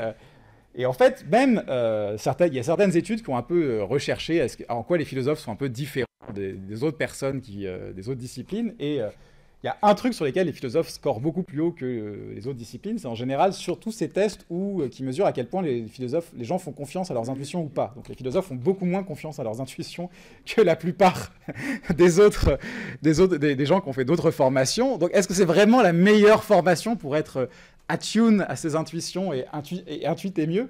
C'est pas clair du tout. Hein. Donc vous voyez où est un peu le problème? Parce que vous pensez que c'est un peu trop simple comme contre-argument.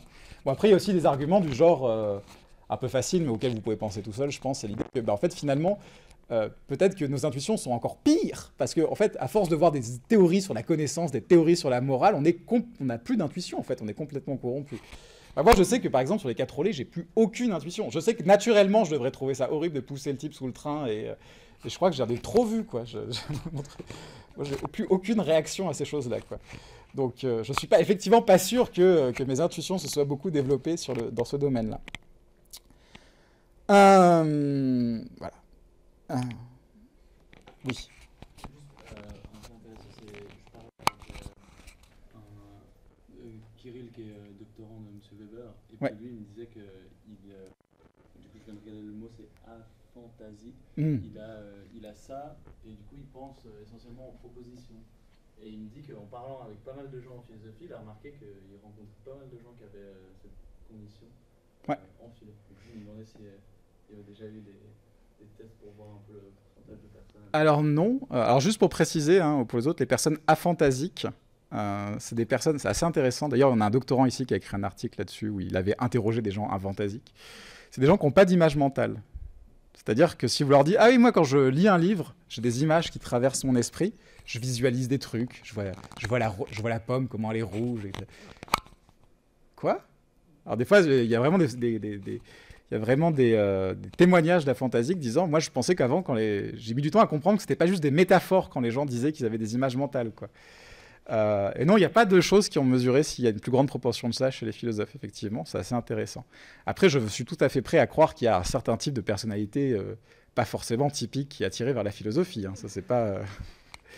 Mais effectivement, on pourrait ajouter ça comme problème, qu'il y a aussi un filtre... j'en reparlerai, par exemple, quand je reparlerai de la philo de l'art, mais par exemple, sur la philo de l'art, il y a un certain nombre d'intuitions fondamentales qui ne sont pas du tout partagées par le grand public, mais qui sont à la base de problèmes fondamentaux en philo de l'art. Et les gens qui sont en philo de l'art ont beaucoup plus cette intuition-là. Et on avait essayé d'estimer si c'était dû au fait qu'ils changeaient d'intuition au fur et à mesure de leurs études de philo, ou si c'était qu'il y avait une sorte de... ça attirait plus ces gens-là. Et la réponse a l'air d'être plus, ça attire les gens qui ont déjà cette intuition-là. Mais bon, ça, c'est encore un autre problème. Mais effectivement, on pourrait aussi insister là-dessus. Alors, il y a quand même des raisons de penser que les intuitions des philosophes peuvent être meilleures dans certains cas, quand même. Il y a quand même des vraies raisons de penser que ça peut être meilleur, dans le sens où, si les gens comprennent pas bien le scénario, leurs intuitions valent pas grand-chose. Je pense que c'est assez clair. Je pense que personne ne peut nier ça. Par exemple, s'il y a des éléments du scénario auxquels ils prêtent pas attention, par exemple, si en lisant un cas Guettier, ils se disent pas « Ah, mais du coup, c'est juste un coup de bol », s'il a une vraie croyance, par exemple, ou des choses comme ça. Vous voyez, on peut se dire, voilà, en fait, les gens passent sur ces éléments, mais s'ils les voyaient, ils comprendraient, ils partageraient l'avis des philosophes. Il y a quelques études qui essayent de faire ça, par exemple celle-là qui essaye de dire, effectivement, pas mal d'études trouvent que les gens disent que les agents dans les cas Guettier savent, contrairement à ce que pensent les philosophes, mais si on oriente leur attention vers les détails pertinents, on peut réussir à les faire changer, ils vont dire que la personne ne sait pas. Donc après, il faut vraiment on est sur la ligne où il faut essayer d'attirer leur attention sur les facteurs pertinents sans les influencer, ce qui est un autre problème. Mais bon, donc du coup, il y a quand même une raison de penser que des fois, ça peut être meilleur. Mais l'idée, c'est, imaginons un cas où les gens ont vraiment compris le scénario, où ils continuent vraiment à avoir pas du tout la même intuition que les philosophes. Qu'est-ce qu'on fait dans ce cas-là, quoi? Ceux qui défendent l'objection de l'expertise disent la chose suivante, c'est dans ce cas-là, comme les philosophes sont les experts, il faut déférer au jugement des experts. Mais par contre, on n'a aucun argument positif vraiment à vous donner en faveur de l'idée que les philosophes ont des meilleures intuitions. Hein, c'est plus par analogie. C'est pour ça que, par exemple, l'article de Williamson s'appelle « Philosophical Expertise, the Burden of Proof » et la charge de la preuve. C'est la charge de la preuve revienne à ceux qui pensent que les intuitions des experts ne sont pas meilleures que celles du tout venant. Vous n'avez pas vraiment de preuves, on peut faire confiance au jugement des experts. Et sachant que c'est difficile de voir ce qui pourrait compter comme une preuve, c'est un peu facile. Du coup, il y a un peu ce truc d'immunité. Bon, il y a une raison quand même de penser que c'est pas vraiment très satisfaisant. C'est la chose suivante, c'est l'idée que, en fait, si vous êtes un philosophe et que vous avez un argument, et qui repose sur un certain nombre de prémices qui sont présentées comme intuitives, et que les gens ne partagent pas vos intuitions sur les prémices, ils n'ont pas vraiment de raison de partager vos prémices. Ils n'ont pas vraiment de raison de croire à votre raisonnement, quoi. Alors vous pouvez leur dire, oui, on est experts, alors croyez-nous. Mais vous voyez bien que ça ne va pas vraiment marcher. Il y a des cas où ça marche. Par exemple, si quelqu'un me dit, regarde, là sur la radio, il y a une tumeur. Je fais, oui, sûrement. Mais parce que là, j'ai une idée de comment ça fonctionne. Je sais que, il y a tout un processus de feedback et que de toute façon, on a un moyen de vérifier si le médecin se trompe ou pas, quoi. Au bout d'un moment, voilà. Donc l'idée, c'est que si on est vraiment dans cette position, qu'on se contente de dire voilà, on s'en fout des jugements des non-philosophes. Ce qui compte, c'est que nous, nos jugements, ils sont fiables parce qu'on est experts, mais on n'a pas de preuves, mais faites-nous confiance. Pour moi, c'est un peu comme si, voilà, par exemple, vous trouviez un individu qui, imaginez qu'il a un pouvoir psychique très fort, il arrive à voir ce qui se passe sur une planète qui est en dehors de l'univers connu, de l'univers observable. Donc vraiment, il n'y a aucun moyen de vérifier. Mais il a vraiment ce pouvoir-là. Psychiquement, il peut voir ce qui se passe. Il y a des habitants sur cette planète. Donc il voit la vie des habitants sur cette planète. Si vous avez une certaine conception externaliste de la connaissance, il sait ce qui se passe sur cette planète. Ok. Effectivement. Et ces intuitions sont fiables, elles sont pas touchées par des facteurs non pertinents, etc. Et c'est très bien pour lui. Mais du coup, les autres ont quand même aucune raison de le croire. Vous voyez le truc. Et du coup, j'ai l'impression que c'est un peu cette position-là que défend la défense par l'expertise, quoi. Et c'était un peu embêtant, parce qu'on a quand même envie que les arguments puissent être partagés par tout le monde. C'est un peu le but de la philosophie, hein. C'est de faire appel à la lumière naturelle, à ce qui nous rejoint tous, à ce qui nous lie tous de façon un peu rationnelle. C'est un peu ça l'idéal. Donc j'ai l'impression qu'on perd un peu l'idéal de la philosophie, quoi. De dire, voilà, faites-nous confiance, réfléchissez pas trop par vous-même. Hein, et je pense que c'est un vrai problème, parce je pense qu'il y a vraiment des philosophes qui ont du succès, et je pense que c'est parce qu'ils utilisent des arguments qui reposent sur des intuitions très fortes. Je veux dire, le mec qui est vraiment très fort pour ça, c'est Singer en général. Singer, c'est quand même un philosophe qui a une influence, et voilà, on peut ne pas être ou pas content de son influence, hein, je ne vais pas me trancher là-dessus, mais en tout cas, vous ne pouvez pas nier qu'il n'a pas une influence sur le public et qu'il n'a pas amené beaucoup de gens à agir. Et c'est clair que la plupart de ces arguments, ils reposent sur des intuitions quand même, c'est assez dur de les rejeter, hein, c'est pas des caguettiers, c'est est-ce que tu laisses l'enfant se noyer dans la mare, quoi. Donc voilà, donc je pense que l'objection de l'expertise n'est pas vraiment convaincante, on ne peut pas la rejeter, mais bon, si on la pousse au bout sans vraiment avoir d'arguments positifs en faveur de l'expertise des philosophes, ben on se retrouve un peu dans cette situation-là, quoi. Voilà. Donc après, bon, ça c'est mon avis, hein. Vous n'êtes pas obligé d'être d'accord, mais disons que, en tout cas, en tant que philosophe, moi, je ne me sentirais pas très satisfait de dire, voilà, mon argument, il repose sur cette prémisse, tu la partages pas, c'est pas grave. Mais c'est un vrai problème, hein. Une fois, j'ai vraiment eu un article à reviewer, comme ça, il y a quelques années, un article assez court avec un argument qui reposait sur une expérience de pensée avec, bah, c'est intuitif que... Puis, je dis, moi, j'ai l'intuition complètement inverse, quoi. Donc, j'ai pas voulu être injuste, hein, j'ai interrogé un certain nombre de personnes, je leur ai dit, voilà, vous pensez quoi? Puis, quasiment tout le monde n'avait pas l'intuition de l'article, quoi. Du coup, je savais pas quoi faire. Moi, c'est ce que j'ai écrit du coup pour la review. Moi, j'ai quand même un problème. L'argument, effectivement, est valide à partir du moment où on accepte la prémisse, mais personne n'accepte la prémisse. Du coup, quoi? Oui. C'était quoi l'expérience de pensée? Alors, je vais pas le dire parce que l'article n'a pas encore été publié, donc ça serait révélé du contenu confidentiel. Désolé. J'imagine bien que ça pique la curiosité, mais bon, c'était rien de fascinant. Mais justement, j'avais vraiment une intuition très forte sur le contraire pour le coup. Et vous voyez que là, du coup, ça pose un problème. Hein. Ça pose un problème. C'est comme j'ai aussi un papier, c'est moi qui l'ai écrit, où j'utilisais une expérience de pensée dans la littérature et j'avais pas du tout, les gens n'avaient pas du tout l'intuition de l'expérience de pensée. Genre 90% des gens avaient l'intuition opposée, quoi. Et les gens me disent, oui, dans les commentaires que j'ai eu du papier, on m'a dit, oui, mais en fait, est-ce que ça nous concerne si les gens n'ont pas l'intuition? Je me dis quand même... Quand vraiment, il y a vraiment un truc massif en sens inverse, je pense que c'est un problème. Mais effectivement, c'est dur peut-être que vous n'êtes pas d'accord avec cette option méthodologique. Mais en tout cas, moi, ça me pose un problème de me dire que mon argument, il repose sur une prémisse que une poignée de gens très particuliers partagent, quoi. Alors, maintenant, on arrive finalement au truc sur lequel j'étais obligé de bosser pour ce cours. J'avais jamais voulu y toucher jusqu'ici, c'est la défense de l'audace. C'est vraiment, quand j'ai vu ça sortir dans les années 2010, j'étais estomaqué. C'est les gens qui disent, mais finalement, la philosophie expérimentale, ça sert à rien, parce que les philosophes font pas appel aux intuitions. Là, vous dites, bon, effectivement, en plus, si vous avez suivi la façon dont je vous ai présenté le machin jusqu'ici, ça peut paraître un peu contre-intuitif, hein. Mais donc, il y a vraiment des gens qui ont défendu ça, hein. Il y a deux personnes dans deux bouquins, Hermann Kapellen dans Philosophy Without Intuitions et Max Dutch dans The Myth of the Intuitive. Experimental Philosophy and Philosophical Methods. Et clairement, c'est des livres qui sont motivés, hein, par le développement de la philosophie expérimentale. Par exemple, Philosophy Without Intuition, ça finit, le dernier chapitre est consacré à la philosophie expérimentale et il explique en quoi c'est une très mauvaise idée, etc.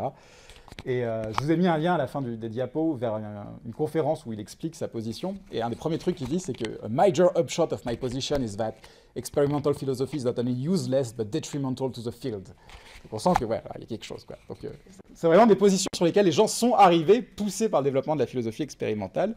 Alors, je vais principalement développer la position de Kapellen. Je ne vais pas trop parler de celle de Deutsch. Elle se ressemble beaucoup. La différence étant que le livre de Deutsch coûte beaucoup plus cher que celui de Kapellen. Vraiment beaucoup plus. Et en général, celui-là a quand même fait l'objet de plus de discussions. Mais c'est vraiment dans le détail, hein. Les arguments sont quand même assez semblables entre les deux. Et donc voilà, c'est ce qu'on appelle l'objection de la mauvaise caractérisation. Les philosophes ne font pas appel aux intuitions. Voilà. Alors, bon, Kapellen quand même est assez honnête, hein, là-dessus, il dit, bon, tout le monde pense que les philosophes font appel aux intuitions en philosophie. Hein, il ne dit pas c'est un truc que les gens ont inventé comme ça, que 3 personnes défendent. Non, non, tout le monde, enfin, au moins toutes les personnes qui réfléchissent à la métaphilosophie, à comment les philosophes font de la philosophie, en philosophie analytique, hein, il précise bien, dans la deuxième moitié du XXe siècle, il y a quand même des spécifications. Bon, vous trouverez que la plupart des gens acceptent l'idée que la philosophie fait énormément appel aux intuitions. Et ça, c'est vrai que dans les années 90, il y avait eu beaucoup de débats métaphilosophiques sur qu'est-ce qu'on fait en fait quand on fait des expériences de pensée, quel est le type de données sur lesquelles les philosophes se basent, et ça avait amené à beaucoup de conceptualisation, de débats autour de la nature de l'intuition. Dans ce livre hein, qui date de 98, qui ressemble plusieurs contributions. Et donc c'est ça qui explique en partie pourquoi la philosophie expérimentale apparaît dans les années 2000. C'est-à-dire que dans les années 90, ça a été vraiment couché sur le papier que les philosophes font appel aux intuitions sur des cas, sur des expériences de pensée pour soutenir leur position. Une fois que vous avez dit ça, ça invite forcément mais du coup, est-ce que c'est bien fiable, les intuitions, d'où ça vient, qu'est-ce que c'est, quoi. Et donc ça sort pas de nulle part, il y avait vraiment eu tout ce travail. Mais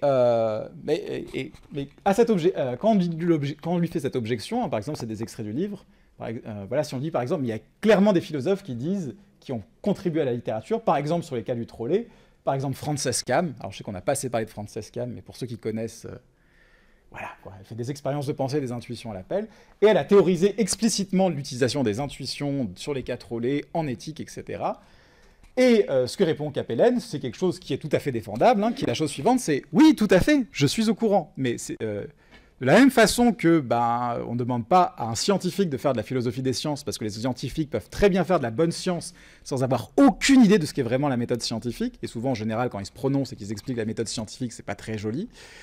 De la même façon, il se peut que les philosophes fassent de la philosophie sans vraiment comprendre ce qu'ils font, et en s'illusionnant et en ayant des fausses théories sur leur pratique. Vous voyez un peu cette idée. Bon, quand même, en lisant le livre, j'ai découvert qu'il y a quand même une page où il écrit ce truc très bizarre, où il dit qu'il y a quand même une différence entre les sciences et la philosophie, c'est qu'en science, il n'y a aucune corrélation entre le fait de bien faire de la science et d'avoir des vues correctes au sujet des vues méta, des vues de second ordre correctes au sujet de la science, tandis qu'en philosophie, selon lui, c'est clair que ceux qui sont les meilleurs à faire de la philosophie de premier ordre auront tendance à être les meilleurs à faire de la métaphilosophie et de la philosophie de deuxième ordre. Ce qui est bizarre, parce que le claim juste avant, c'est que en fait, quasiment tout le monde se gourre sur la philosophie de second ordre, sauf lui. Donc, je ne sais pas qu'on en tire par implication. Étant philosophe, j'ai appris à tirer des implications de raisonnement. J'ai l'impression que ça implique qu'il est quand même vachement bon. Mais bon, c'est peut-être juste moi, quoi. Mais voilà, c'est quand même assez bizarre. Donc, les philosophes peuvent se tromper, mais bon, c'est clairement les philosophes les moins bons qui se trompent le plus. Mais ils se trompent massivement. Donc les philosophes pensent faire appel aux intuitions, mais ils se trompent. Qu'est-ce que ça veut dire? Alors, il y a une version de cette objection sur laquelle tout le monde est d'accord. C'est pas celle-là que défend Capellen, mais il la rappelle quand même. C'est l'idée que si on parle mal, si on dit les choses vite, on peut avoir l'impression que les philosophes utilisent les intuitions comme raison, comme des evidence en anglais. Alors que dans les raisonnements, on ne fait pas appel aux intuitions, on fait appel à des faits. Par exemple, ce qu'il dit, c'est une façon très mauvaise de décrire les cas Gettier, c'est de dire, dans le cas Gettier, le protagoniste croit que P, alors que P est vrai et qu'il est justifié à croire que P. Or, dans les cas Gettier, nous avons l'intuition que le protagoniste ne sait pas que P, donc il ne suffit pas d'avoir une croyance vraie et justifiée pour savoir. Et ça, c'est très mal, c'est ce que Williamson et Capellen et d'autres appellent la psychologisation de l'évidence, c'est-à-dire faire comme si, en fait, c'était le fait d'avoir une intuition qui justifiait la conclusion. Ce qu'ils disent, non, ce qui justifie la conclusion, c'est que dans les cas Gettier, le protagoniste ne sait pas que P. Le fait que ce soit une intuition ou pas n'est pas pertinent. Hein. On parle de la réalité, on parle d'une expérience de pensée, mais on parle d'une réalité modale possible. Ce qui conclusion, c'est pas ton état mental, ton intuition, c'est le fait que dans le cas Gettier, le protagoniste ne sait pas que P. Mais Capellen est assez honnête sur le coup, il dit « Mais ça ne veut pas dire que les intuitions jouent aucun rôle. » C'est comme si je disais « Je sais que Céline n'est pas à Lausanne. Pourquoi ? Parce qu'elle est ici. C'est un bon argument. La raison pour laquelle je crois que Céline n'est pas à Lausanne, c'est parce qu'elle est ici. Et effectivement, je ne parle pas de la perception visuelle dans l'argument, mais je sens qu'elle joue quand même un rôle assez important épistémiquement dans l'affaire, vous voyez ? Donc Capellen dit « Oui, bon, ça... » Même si c'est vraiment ça l'argument, la reconstruction de l'argument, c'est ça. Intuition, mes états mentaux en tant qu'intuiteur n'apparaissent pas dans l'argument. On peut quand même se demander d'où est-ce que je sais ça, quoi. Et la réponse des philosophes, c'est parce que c'est intuitif. Donc ce serait une intuition qui me donnerait accès à ce fait. Alors je vais y revenir, mais il y a vraiment une question qui m'a été envoyée comme ça. Est-ce que les intuitions, ça nous donne des connaissances sur nos concepts et nous-mêmes, ou sur la réalité? Bon, il y a beaucoup de philosophes qui espèrent en tout cas qu'au moins ça nous donne des raisons d'accepter des propositions au sujet de la réalité, vous voyez. Alors c'est quoi voilà, j'ai mal écrit, c'est pas ce que je voulais dire, mais bref, je corrigerai. Alors, du coup, qu'est-ce que c'est que l'objection de Capellen? Eh bien, pour ça, il faut comprendre un peu qu'est-ce qu'il entend par intuition, justement. Parce que intuition, ça peut être beaucoup de choses. Comme je vous ai dit, il y a eu pas mal de théorisation des intuitions dans les années 90, ça a continué après. Et vous trouvez tout un continuum de positions au sujet de ce qu'est une intuition. Par exemple, ça c'est l'article de la Stanford sur les intuitions, qui donne une version tripartite, qu'on peut résumer comme ça. Il y a des versions très très déflationnistes de ce que ça veut dire une intuition. Dans lequel avoir l'intuition que P, ça veut juste dire croire que P.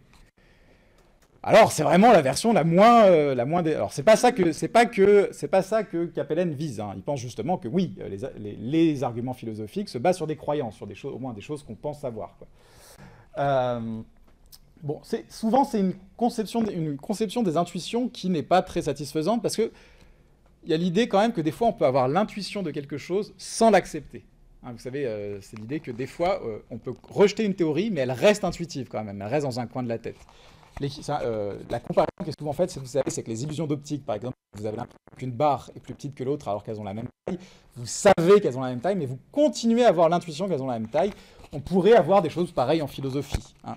Maintenant que vous avez vu la vérité, que vous avez été éclairé, vous avez accepté l'utilitarisme dans toute sa gloire, vous savez qu'il est complètement acceptable de pousser le type sous le train, mais quand même, il y a une partie de votre cognition qui continue de vous dire « Ah, ça n'a pas l'air terrible ». Mais heureusement, vous êtes libéré de cette... il y a un peu ce genre de scénario, quoi. Je ne dis pas ça sérieusement, mais c'est un peu pour illustrer l'idée. Donc, c'est là qu'arrive une version un peu plus modeste, qui est une des celles que j'ai utilisées en fait jusqu'ici et depuis la session d'introduction, selon l'idée laquelle les intuitions sont des dispositions ou des inclinations à croire. C'est l'idée que avoir l'intuition que P, c'est être tenté, avoir une certaine inclinaison à croire cette chose-là, à laquelle on peut résister parce qu'on a des raisons inverses. Donc on n'est pas obligé de vraiment le croire, mais on sent qu'on a envie qu'il y a quelque chose en nous qui nous pousse vers cette croyance. Alors ça, c'est la version large. Après, on peut spécifier, hein, celle que j'avais donnée en introduction et qui est quand même souvent prise, c'est l'idée que ce sont des inclinations à croire qui ne viennent pas d'observations empiriques ou de souvenirs d'observations empiriques ni d'un raisonnement. Hein, l'idée, c'est que voilà, si j'ai envie de croire quelque chose parce que j'ai suivi un raisonnement très très long sur le sujet, on va pas dire j'ai l'intuition que, quoi. De la même façon, si je dis, voilà, il y a des gens ici, parce que je les vois, c'est un peu bizarre de dire j'ai l'intuition qu'il y a des gens ici, quoi. Ça fait un petit peu médium. Voilà, j'ai l'intuition qu'il y a des gens ici. Les vrais gens. Voilà, bref. Mais vous voyez, donc ça, c'est la version un peu intermédiaire. Et vous avez les versions costauds des intuitions qui ont été développées vraiment par les philosophes qui essayaient de justifier vraiment la pratique de ce qu'étaient les intuitions, où les intuitions sont des états sui generis, c'est-à-dire un type d'état mental très particulier, en fait, qui ne peut pas être réglé à une croyance ou une tendance à croire, et qui se distingue par tout un tas de caractéristiques très exotiques, on va dire. Alors, il y a plusieurs caractérisations des intuitions, mais celle que prend Capellen, c'est celle-ci, qui synthétise un peu pas mal de versions de ce que sont les intuitions. C'est des états, c'est des intellectual seemings, des états dans lesquels quelque chose m'apparaît comme vrai, qui ont une phénoménologie propre. C'est vraiment des états qui ont une phénoménologie qui est très différente des autres états. C'est des états qui nous fournissent des raisons prima facie d'accepter leur contenu, indépendamment de toute autre justification. C'est-à-dire que quand j'ai l'intuition que P, ça me donne une raison de croire que P, même si je n'ai pas d'argument en faveur que P, etc.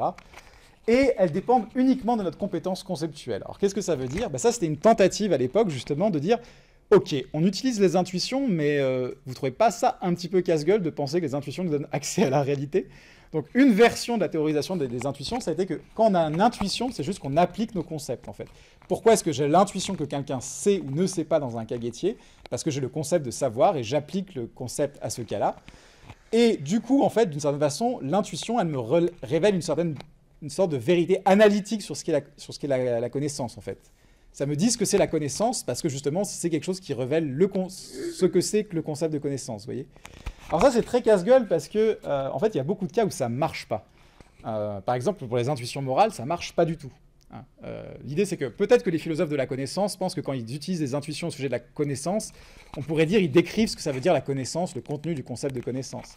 Mais en philosophie morale, la plupart des gens ne pensent pas que quand on essaie de savoir si c'est bien ou mal de faire telle chose, par exemple, c'est bien ou mal de manger de la viande animale, qu'on est en train d'essayer de décrire le concept. L'idée, c'est que deux personnes qui auraient des verdicts très différents sur est-ce que c'est bien ou pas de manger de la viande animale, bah, ils comprendraient tous les deux très bien le concept de bien ou de mal, en fait. C'est juste qu'ils ne l'appliqueraient pas aux mêmes choses. Donc ce ne seraient pas des choses analytiques, ce serait synthétique, ce serait des affirmations substantielles, quoi. Donc si vous acceptez ça, vous êtes déjà dans une version un petit peu restreinte des intuitions. Bon, bah déjà, le premier truc à savoir, c'est que c'est ça qu'utilise Capellen comme description des intuitions. Alors forcément, ça va être un peu plus facile de prouver que ça n'est pas appliqué partout, quoi. Que les philosophes ne font pas appel à ça. Alors, pour être totalement honnête, il utilise une version qu'il pense être charitable, c'est qu'il dit « Je vais analyser la littérature, et s'il n'y a pas au moins une des trois, je dirais qu'il n'y a pas d'appel aux intuitions. » Donc il dit « Voilà, s'il y en a au moins un des trois, je dirais « Ok, ça compte pour mes adversaires, il y a un appel aux intuitions. » Mais bon. Alors, et donc dans son livre Philosophy Without Intuition, Capellen, le livre se sépare divise en deux grandes parties. Il dit, voilà, selon moi, dans la littérature actuelle contemporaine, il y a deux arguments fondamentaux en faveur de l'idée selon laquelle les philosophes utilisent des intuitions dans leur pratique. Le premier, c'est « the argument from intuition talk », c'est l'idée que les philosophes utilisent vachement le mot intuition, intuitivement, etc. Et voilà, ça c'est un argument qu'on peut donner, donc on va aller voir ce que ça donne. Et l'autre argument qui est plus intéressant, c'est l'idée que c'est ce que font les philosophes. Peut-être même qu'ils n'utilisent pas le mot intuition, c'est pas ça la question. Mais qu'en tout cas, ils utilisent des expériences de pensée, et ils disent, dans ces expériences de pensée, on a une réaction, ils font appel à des réactions dans lesquelles on a l'impression que quelque chose est vrai, comme nous fournissant des raisons de croire tel verdict au sujet du cas, et à partir de ça, ils vont faire des arguments ou des contre-arguments. Vous voyez un peu l'idée ? Alors, pour ce qui est de l'argument linguistique, l'argument de Capellen, qui s'étale quand même beaucoup de pages, mais qu'on peut résumer comme ça, c'est que, en gros, si on regarde comment les philosophes utilisent intuitivement dans la littérature contemporaine, il y a trois grands types d'utilisation d'intuitivement. Soit c'est redondant et ça peut être supprimé, c'est juste là pour faire joli. Voilà, de temps en temps, on rajoute des mots pour égayer. Voilà. Soit c'est utilisé pour décrire des jugements qui peuvent être formés d'un coup, sans trop de réflexion ou de recherche sur le sujet en question, ce qu'il appelle des snap judgments. Et parfois, c'est utilisé dans ces cas-là pour se distancier du jugement, pour dire, voilà, intuitivement, on dirait ça, mais, etc., etc. Ou c'est pour décrire des jugements qui peuvent être formés ou acceptés sans prendre position sur le sujet en cours, et qui forment un common ground. C'est l'idée de dire, on dit intuitivement, ça veut dire les trucs que vous acceptez déjà, et que j'ai pas besoin de prouver, dans le cadre de la discussion en cours, quoi. Vous voyez ? Et il dit, voilà, rien de tout ça ne correspond, du coup, à ceci, quoi. Il n'y a pas besoin de supposer que quand les gens utilisent intuitivement, c'est pour parler de ces choses-là. Alors après, bon, il a beaucoup de considérations sur pourquoi est-ce que les philosophes... est-ce que c'est vrai que... Il dit, voilà, je concède à mes adversaires que les philosophes parlent plus d'intuition que les autres, mais on ne sait pas si c'est vrai. Je pense que ça s'est développé à partir des années 60, par mimétisme avec la linguistique, etc. Mais heureusement, il y a forcément un philosophe expérimental qui a collecté des données là-dessus et qui a regardé à quel point on trouvait le mot intuitivement dans plusieurs disciplines. Donc en bleu, vous avez plein d'autres disciplines et en vert, vous avez philosophie. Donc pourcentage de papier au cours du temps depuis les années 50 qui contiennent le mot intuitif ou intuitivement ou quelque chose qui ressemble, quoi. Et bon, on a quand même l'impression qu'il se passe un truc du point de vue de la philosophie.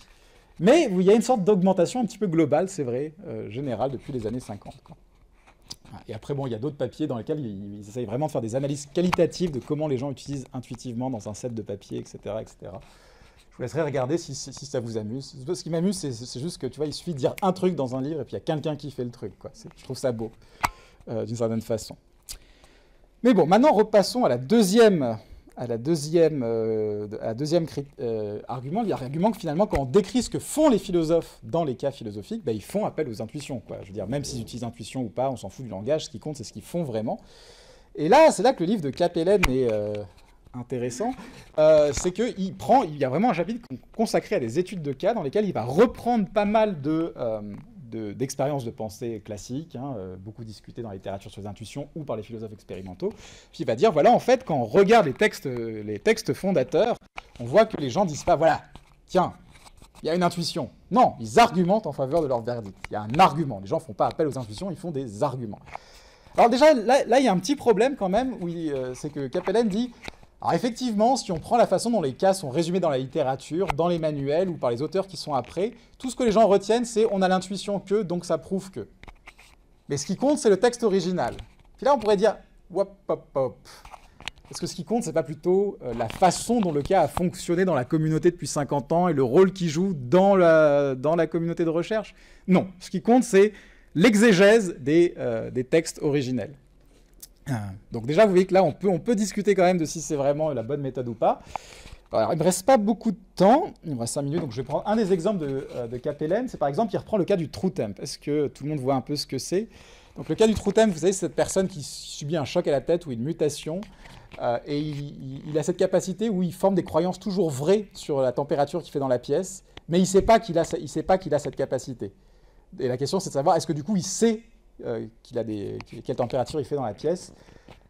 Et donc l'idée, c'est qu'on est censé avoir l'intuition qu'il ne sait pas, parce que même s'il a une faculté fiable, il ne sait pas qu'il a cette faculté, donc il ne sait pas quelle température il fait. C'est une objection à l'idée sur laquelle, pour savoir, il suffit d'être réglé par un processus fiable sur la réalité. Alors, Capellen reprend cet exemple, donc je ne vais pas vous lire tout ce qu'il fait. C'est dur je vous ai mis tout le passage parce que c'est dur de résumer son argument, parce que son argument c'est juste de reprendre le truc phrase par phrase. Et donc la version classique, la façon dont on présente ça aux étudiants en général, c'est celle dont je vous l'ai dit, c'est qui ne sait pas, donc c'est une objection au fiabilisme, parce que le fiabilisme fait la prédiction que ça suffit d'avoir un mécanisme fiable pour savoir, même si on ne sait pas qu'on a ce mécanisme fiable. Et lui, il dit la chose suivante, mais non, en fait, si on prend le texte, on voit que l'erreur, qui est le philosophe qui a proposé cette expérience, il propose un argument, et cet argument, c'est la chose suivante. Est-ce que le type sait que la température est de temps en temps quand il pense que la température est de temps en temps? Non, il n'en a aucune idée. Il n'a aucune idée de pourquoi il a cette pensée et d'où vient cette pensée. Il ne sait pas d'où vient cette pensée, donc il ne sait pas où est la pièce. Il ne sait pas quelle température il fait dans la pièce. Donc là, Capellen dit, bon, ben, vous voyez, il ne dit pas juste on a l'intuition que, il dit il y a un argument. Bon, après, les réponses qu'on lui dit, c'est mais oui, mais c'est un peu con quand même, parce que en général, le but de l'argument, c'est de montrer que que ça suffit pas d'avoir un mécanisme fiable et qu'il faut savoir, enfin qu'il faut avoir une croyance, au moins une croyance qu'on a un mécanisme fiable pour savoir. Et là, du coup, en fait, c'est du coup l'argument en faveur de l'intuition, c'est la conclusion qu'on voulait atteindre. Vous voyez ? Du coup, en fait, l'expérience de pensée est inutile. On ne sait pas trop pourquoi elle est là. Et est-ce que du coup, ça c'est pas un petit peu bizarre d'utiliser comme argument ce qu'on voulait prouver, en fait? Le fait qu'il faut que la personne sache qu'elle a ce mécanisme pour savoir. Donc, il y a toute une guerre d'exégèse. Par exemple, d'autres philosophes disent non, en fait, c'est ce que font souvent les philosophes quand ils proposent une expérience de pensée, c'est qu'ils font deux choses. C'est que des fois, ils s'amusent un peu à pointer du doigt les caractéristiques du cas qu'ils pensent être pertinentes pour susciter l'intuition, histoire de pomper un peu l'intuition. Hein. Par exemple, si je prends un cas Guettier, je me dis vraiment, c'est un coup de bol qu'il ait une connaissance, qu'il ait une croyance vraie. Je pourrais présenter le cas sans, mais si je le présente avec, vous voyez que ça tire un peu l'intuition dans le sens que je veux. Et d'autres disent, et un autre but de ça, c'est que souvent, une fois qu'on a proposé l'expérience de pensée, qu'on a recueilli l'intuition, on essaye de faire une sorte de diagnostic, d'expliquer pourquoi les gens ont cette intuition. Mais Capellen dit non, c'est un argument. Et il fait ça sur plein d'exemples. Donc je vais juste arrêter ici, on finira la fois prochaine. Mais en général, voilà, c'est assez dur. Je ne peux pas proposer d'argument général contre Capellen, parce que il fait vraiment ce genre d'exégèse. Il faudrait prendre à chaque fois le texte. Et franchement, personnellement, je trouve que il y a une façon de lire les textes qui est assez mauvaise, quoi, en général. J'avais pas eu autant de souffrance herméneutique depuis que j'avais travaillé sur les interprétations françaises de Nietzsche. Vous savez que c'est un joyeux gauchiste et il est dans la paix et il aime tout le monde. Franchement, là, je vous donne juste mon ressenti parce que c'est un peu dur de résumer, quoi. Donc, vous pouvez par exemple regarder un peu comment il décortique les cas. Ou alors sinon, vous pouvez regarder, j'ai trouvé une conférence où il discute avec quelqu'un d'autre pour présenter son bouquin. Je trouve que c'est assez clair que c'est pas super convaincant, quoi.